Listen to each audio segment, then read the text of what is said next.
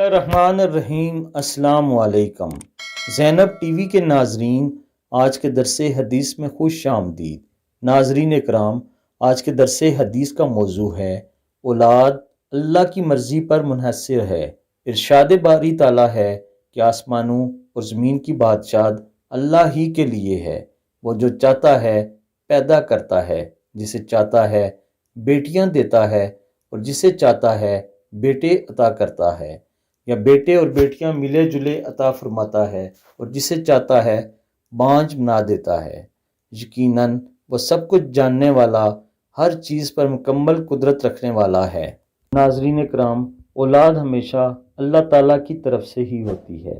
ہمارے معاشرے میں تومات پسندی اس قدر رائج کر گئی ہے کہ لوگ مختلف زیارتوں پر مختلف پیروں کے پاس اولاد لینے کے لیے جاتے ہیں اور کہتے ہیں کہ فلاں زیارت پر پھیرا باندھ لو، منت مان لو تو آپ کی اولاد ہو جائے گی، یا فلاں پیر صاحب آپ کو دم کریں گے تو اس سے اولاد ہو جائے گی۔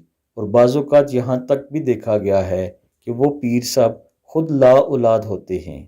آپ سب دوست اپنے ایمان کو مضبوط بنائیے اور صرف اللہ تعالیٰ سے مانگیے۔ اللہ تعالیٰ ہی بے شک عطا کرنے والا ہے، وہی اولاد بھی دیتا ہے، وہی واپس بھی لے سکتا ہے۔ مال اور اولاد سب کچھ اللہ تعالیٰ کی طرف سے ہی ہوتا ہے۔ اللہ تعالیٰ ہم سب کو اس خوبصورت آیت مبارکہ پر عمل کرنے کی توفیق عطا کرے اور ہمارے ایمان کو ویسا بنا دے جیسا اللہ تعالیٰ چاہتا ہے۔ آمین ثم آمین۔